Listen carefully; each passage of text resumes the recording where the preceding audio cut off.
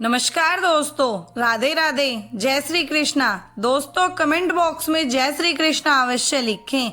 आइए सुनते हैं महाभारत के भीष्म पितामह और युधिष्ठिर के बीच हुआ एक संवाद। सरसैया पर लेटे भीष्म को इच्छा मृत्यु प्राप्त थी। जब बाणों से उनका शरीर छेद दिया गया तब भी उन्होंने देह का त्याग नहीं किया। महाभारत के अनुसार सूर्य जब तक उत्तरायण नहीं हुआ तब तक वे इसी तरह सरसैया पर लेटे रहे। युद्ध समाप्ति के बाद भी उन्होंने कई दिनों तक शरीर नहीं छोड़ा था।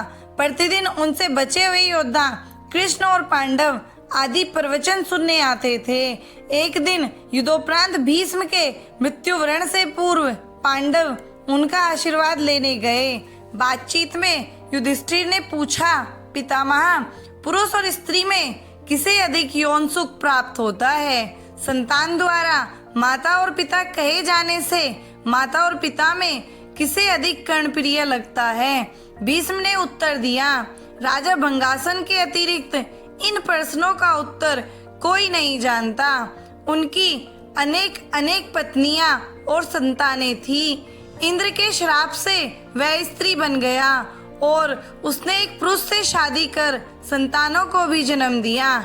इस प्रकार उसके ज्ञान में पति और पत्नी तथा माता और पिता का अनुभव है।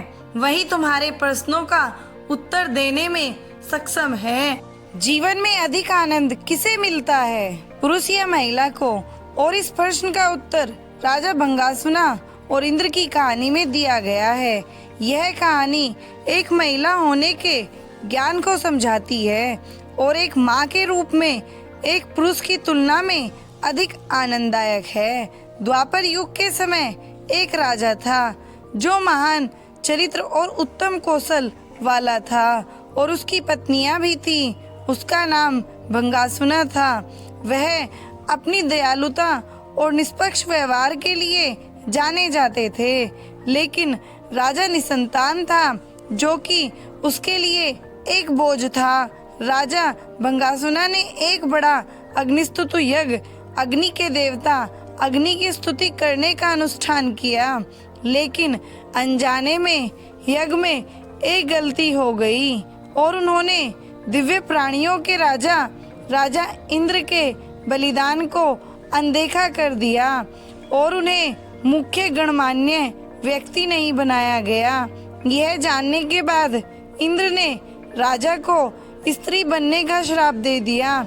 इंद्र की नाराजगी से अनजान राजा भंगासुना को 100 पुत्रों का वरदान मिला। इसके बाद वह खुश और संतुष्ट होकर राज्य में अपनी जीवन व्यतीत करने लगा। एक दिन एक शिकार अभियान के दौरान राजा भंगासुना को एक सुंदर झील मिली जिसे इंद्र ने अपनी शक्तियों से बनाया था। भंगासुना ने खुद को अपने घोड़े पर अकेला पाया। भूखा प्यासा जंगल के अंदर लड़खड़ाता हुआ दोनों एक झील पर आए। राजा अब तक प्यास और भय से अंधा हो चुका था। झील के किनारे गिर पड़ा। अपने घोड़े को पानी में डालकर और उसे सुरक्षित रूप से पेड़ से बांधने के बाद उसने शांत पानी में डुबकी लगाकर अपने मन और शरीर को साफ करने का फैसला किया। लेकिन यह एक अजीब भाग्य था जो अच्छे राजा का इंतजार कर रहा था। जब वह पानी से बाहर निकला तो वह आदमी नहीं रहा। भंगासुना स्त्री बन चुका था।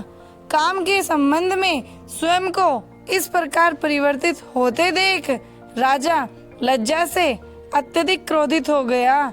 इन दुखपूर्ण विचारों में डूबा हुआ राजा बड़े परिश्रम से अपने घोड़ों पर बैठा और अपनी राजधानी में वापस आया। वह अपने बेटों और पत्नियों के पास गई और उन्हें सब कुछ बताया। उसने शासन के नियम निर्धारित किए जिससे एक समृद्ध राज्य बनाने में मदद मिली और अपने बेटों से उनका पालन करने को कहा और जंगल में ही रुक गए। राजा जंगल में ही रुक गया। वहां पहुंचकर उसे एक साधु का आश्रम मिला। उस साधु से उसने 100 पुत्रों को जन्म दिया। इन पुत्रों को फिर वह अपने पहले 100 पुत्रों में ले गई। राज्य आप सभी का है, उसने कहा, और उन्हें छोड़कर जंगल में अपने घर वापस चली गई। 200 राजकुमारों ने अच्छा शासन किया और सद्भाव से रहते थे। शक्तिशाली बच्चों की एकता से राज्य की शक्ति बढ़ गई, लेकिन यह वह नहीं था जो इंद्र चाहते थे। इससे उसे गुस्सा आया कि उसके सभी प्रयासों के बावजूद राजा एक महिला के रूप में खुश था। तब इंद्र ने एक ब्राह्मण का रूप धारण किया और राजा की राजधानी में गए और सभी बच्चों से मिलकर राजकुमारों को एकजुट करने में सफल रहे, जिससे भाइयों के बीच दुश्मनी पैदा हो गई और उन्होंने एक दूसरे को मार डाला। यह सुनकर तपस्वी स्त्री के रूप में जीवन व्यतीत कर रहे राजा भंगासुना पीड़ा और शोक से जलने लगे। इंद्र एक ब्राह्मण के भेष में उस आश्रम में गए जहाँ वह तपस्वी महिला रह रही थी और उससे मुलाकात की। उससे उसके दुख के बारे में पूछा। उसने बताया कि कैसे उसके 200 बेटे एक साथ खुश रहने के बाद बुरे भाग्य के कारण झगड़ पड़े और एक दूसरे को मार डाला। यही मेरी मातृत्व पीड़ा और दुख का कारण है। यह सुनने के बाद इंद्र ने एक ब्राह्मण के रूप में प्रकट होकर उसे बताया कि यह भाग्य के कारण नहीं है, बल्कि यह है कि जब वह एक पुरुष राजा था तो उसने यज्ञ के दौरान उसका आह्वान न करके उसकी उपस्थिति का अपमान किया था। यह सुनने के बाद वह इंद्र के चरणों में गिर गई, उन्हें अपने सिर से छूते हुए और उन्हें बताया कि उनका अपमान करने का उनका इरादा नहीं था, केवल एक उत्तराधिकारी का आशीर्वाद लेना था, जिसके कारण यज्ञ हुआ। फिर भी उसने क्षमा मांगी और इंद्र ने सहानुभूति व्यक्त की।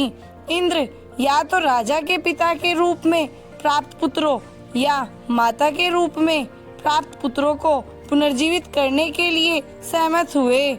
उसने उन्हें चुना जिन्हें उसने माँ के रूप में जन्म दिया था, क्योंकि माँ का प्यार हमेशा पिता से अधिक मजबूत होता है।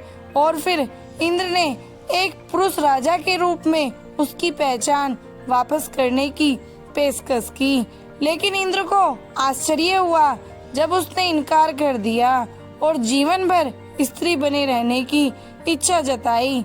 इंद्र के इस निर्णय का कारण पूछने पर उन्होंने कहा, स्त्री और माँ बनने का सुख हमेशा पुरुषों और पिता को मिलने वाले आनंद से कहीं अधिक होता है। और इस तरह भीष्म ने युधिष्ठिर के सवालों का जवाब दिया।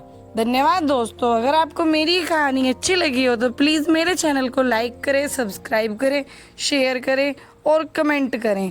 धन्यवाद।